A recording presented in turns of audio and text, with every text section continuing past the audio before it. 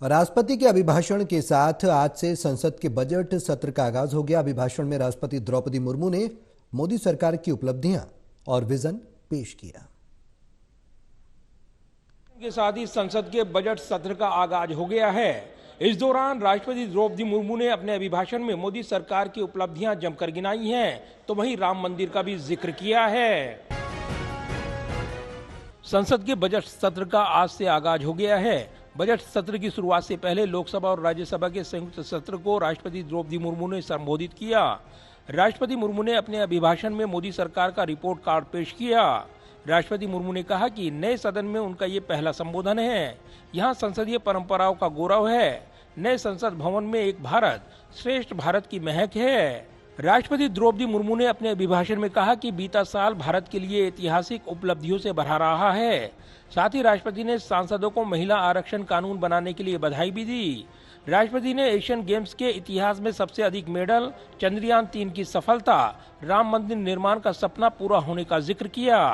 राष्ट्रपति मुर्मू ने कहा कि सभ्यता के कालखंड में ऐसे समय आते हैं जो सदियों का भविष्य तय करते हैं। राष्ट्रपति ने अभिभाषण में कहा कि भारत के इतिहास में भी ऐसे अनेक पड़ाव आए हैं। इस साल 22 जनवरी को भी देश ऐसे ही एक पड़ाव का साक्षी बना है। सदियों की प्रतीक्षा में अयोध्या में रामलला अपने भव्य राम मंदिर में विराजमान हैं। ये करोड़ों देशवासियों की इच्छा और आस्था का प्रश्न था। तेज गति से तभी आगे बढ़ सकता है जो वो पुराने चुनौतियों का पूरा परास्त करते हुए अपने ज्यादा से ज्यादा ऊर्जा भविष्य निर्माण में लगाए। पिछले 10 वर्षों में भारत ने राष्ट्र हित में ऐसे अनेक कार्यों को पूरा होते हुए देखा है जिनका इंतजार देश के लोगों को दशकों से था। राष्ट्रपति के मुताबिक गुलामी के दौर में बने कानून अब इतिहास का हिस्सा बन चुके हैं। राष्ट्रपति ने कहा कि 3 तलाक की कुप्रथा को खत्म करने के लिए सरकार ने कड़े कानूनी प्रावधान किए हैं।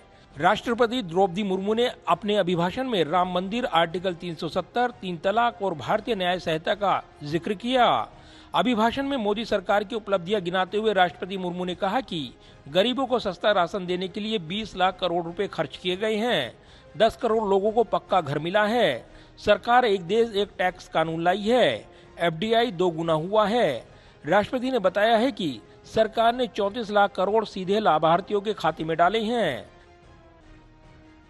राम मंदिर के निर्माण की आकांक्षा सदियों से थी।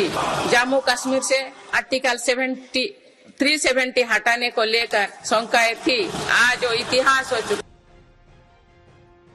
राष्ट्रपति मुर्मू ने अपने अभिभाषण के दौरान अंडमान निकोबार द्वीप समूह और लक्षद्वीप का भी जिक्र किया।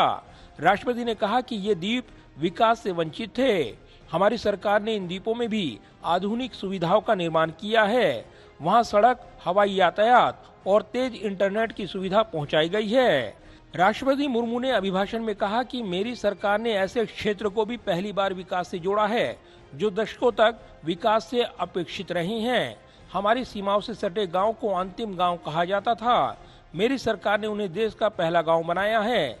इन गांवों के विकास के लिए काफी काम किया गया है। अपने अभिभाषण में राष्ट्रपति मुर्मू ने कहा कि आज देश के 4 बेहद अहम स्तंभ हैं। राष्ट्रपति ने कहा कि युवा शक्ति, नारी शक्ति, किसान और गरीब से ये देश खड़ा है। जाहिर है 17वीं लोकसभा का ये आखिरी संसद सत्र है और इसके बाद मिशन 2024 की असली लड़ाई भी शुरू हो जाएगी।